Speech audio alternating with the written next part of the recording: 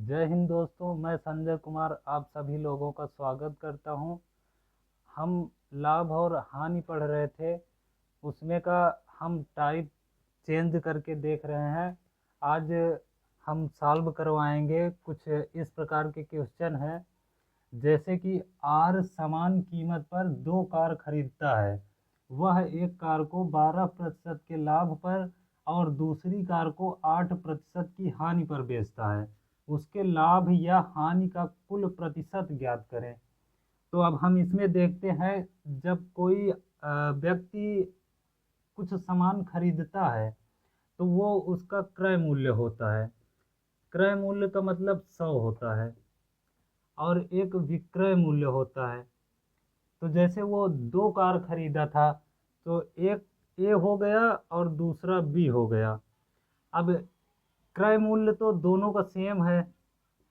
बाकी एक कार को 12% के लाभ पर बेचा, तो जब 12% के लाभ पर बेचा होगा तो वो 112 में बेचा होगा। तो ये हमारा आ गया 112।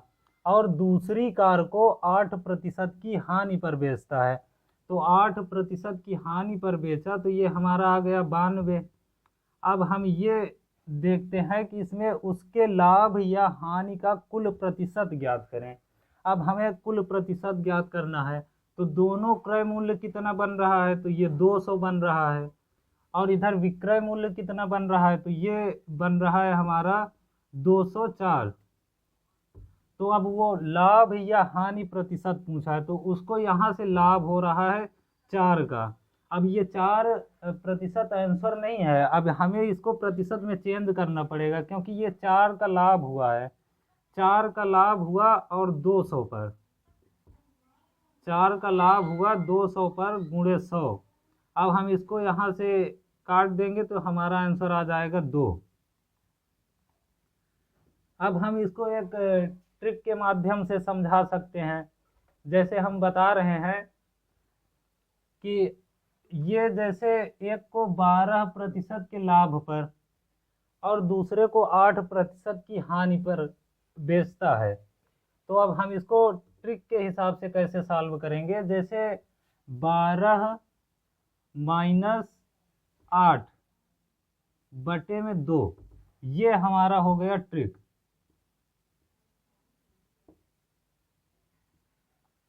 इसको आप लिख सकते हैं किसी भी कॉपी के साइड में, कि जब इस प्रकार के क्वेश्चन आए तो हमारा यानी कि दोनों को घटाकर 2 का भाग दे दें।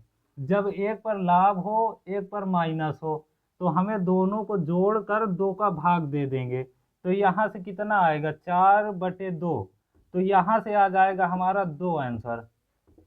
अब आप बोल रहे होंगे कि यही सोच रहे होंगे कि मान लो ये हर एक क्वेश्चन में नहीं फॉलो करेगा।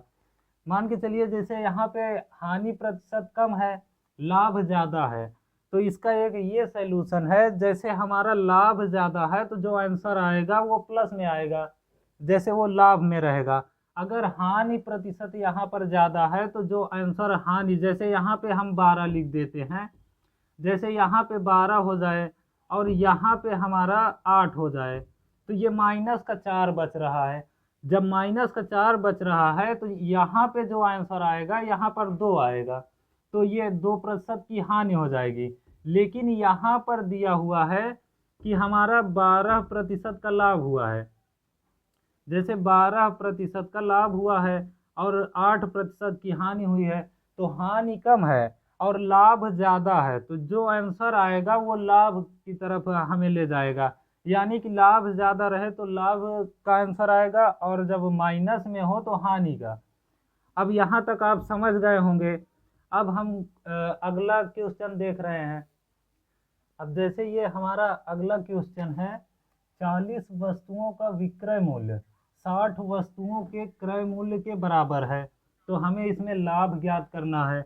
अब हम इसको लिखेंगे किस प्रकार से, जैसे 40 वस्तुओं का विक्रय मूल्य, ये विक्रय मूल्य हो गया, और 60 वस्तुओं का क्रय मूल्य, 60 वस्तुओं का क्रय मूल्य। तो हमें पता है कि ये आमने सामने की वैल्यू होती है, तो यहाँ पे क्रय मूल्य और विक्रय मूल्य का अनुपात निकाल लेंगे। जैसे हमारा क्रय मूल्य आ गया 40 और विक्रय मूल्य आ गया 60, तो यहाँ से एक जीरो खत्म, तो ये थोड़ा सा छोटा हो गया। और इसको हम छोटा कर सकते हैं, जैसे 2 से काट के 2 दूना 4 और 2 तिहाई 6, तो एक का लाभ हुआ 2 पर, एक का लाभ हुआ 2 पर गुणे 100, तो यहाँ से हमारा 50% आ गया। ये हमारा आंसर है। और ये तो आप लोगों के समझ में आ रहा होगा। अब हम देखते हैं अगला क्वेश्चन। अब जैसे हमारा ये क्वेश्चन है, मोहन ने एक वस्तु खरीदा और उसे 15% हानि पर बेच दिया। उसने इसे 18% कम में खरीदा होता और इसे 108 रुपये अधिक में बेचा होता, तो वस्तु का क्रय मूल्य ज्ञात करें। अब हम इसको किस तरीके से सॉल्व करेंगे, ये आप देखिए। जैसे क्रय मूल्य और विक्रय मूल्य, क्रय मूल्य और विक्रय मूल्य, वो बोल रहा है मोहन ने एक वस्तु खरीदा, जब खरीदा तो उसका क्रय मूल्य हो गया 100, और वो कह रहा है उसे 15% की हानि पर बेच दिया। अब इसमें 15% की जब हानि होगी तो ये 85 में बेचा जाएगा। अब वो बोल रहा है उसने इसे 18% कम में खरीदा होता। अब 18% कम में खरीदा होता तो ये 82% होता। और कह रहा है कि इसे 108 रुपये अधिक में बेचा होता।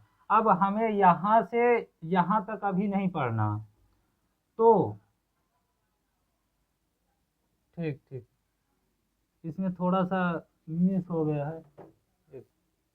अब जैसे यहाँ पर दिया है 108 रुपये अधिक में बेचा होता, तो उसे 30% का लाभ होता, तो वस्तु का क्रय मूल्य ज्ञात करें। अब वो 108 रुपये अधिक में बेचा होता तो उसे 30% का लाभ होता।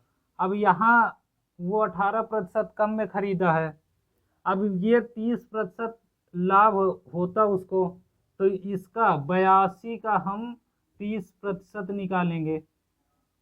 82 का जब हम 30% निकालेंगे तो ये हमारा आएगा,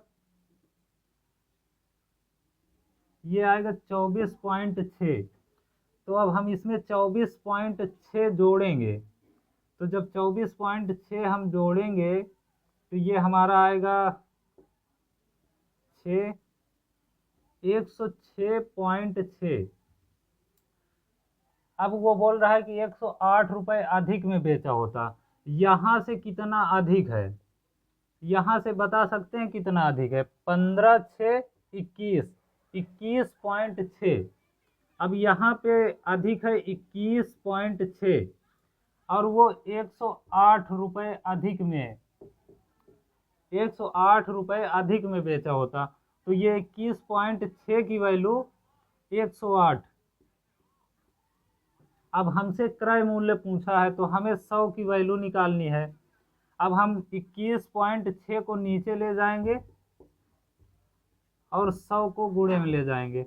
अब यहाँ से हम सॉल्व करेंगे तो ये पॉइंट हटेगा तो यहाँ पे 0, और ये 108 का 2 गुना लिखा हुआ है, 108 का 2 गुना, तो ये हमारा यहाँ से आ जाएगा 500। तो ये क्वेश्चन कितना आसान हो गया है। अब जैसे हम आप लोगों से पूछें कि अगर हम कोई वस्तु 30 रुपये में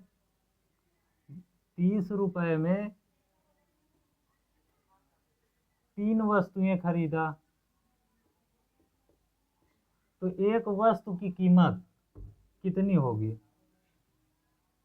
30 रुपये में 3 वस्तुएं खरीदा तो एक वस्तु की कीमत कितनी होगी, 10 रुपये। अगर हम बोल दें कि 13 वस्तु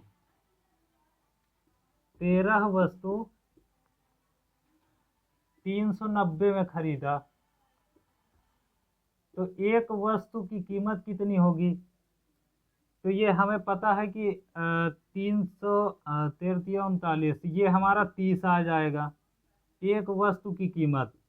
अब हम ये ऐसे ही नहीं समझा रहे हैं। हमारे समझाने का मकसद ये है कि हम ऐसे क्वेश्चन कहीं देखें तो रुपए में वस्तु का भाग दें। तो हमारा समझाने का मतलब यही था कि कहीं भी वस्तु और रुपए का क्वेश्चन आए तो रुपए में वस्तु का भाग दें। अब इसी बेस पर हम क्वेश्चन आपको करा के दिखा रहे हैं।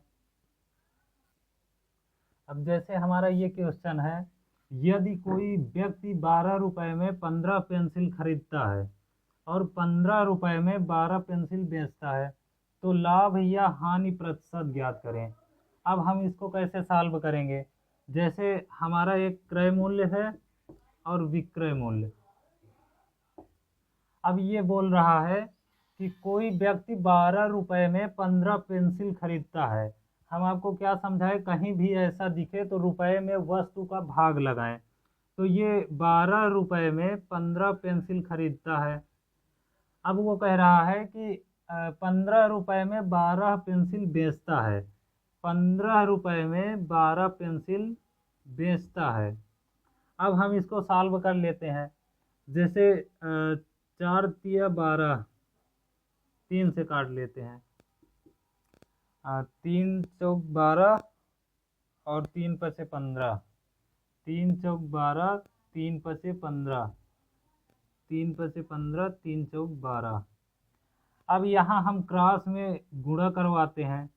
जैसे इधर 4 चौक 16 और इधर 5 पचा 25।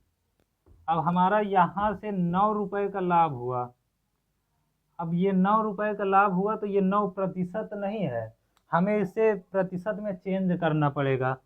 तो 9 का लाभ हुआ 16 पर, 9 का लाभ हुआ 16 पर गुणे 100।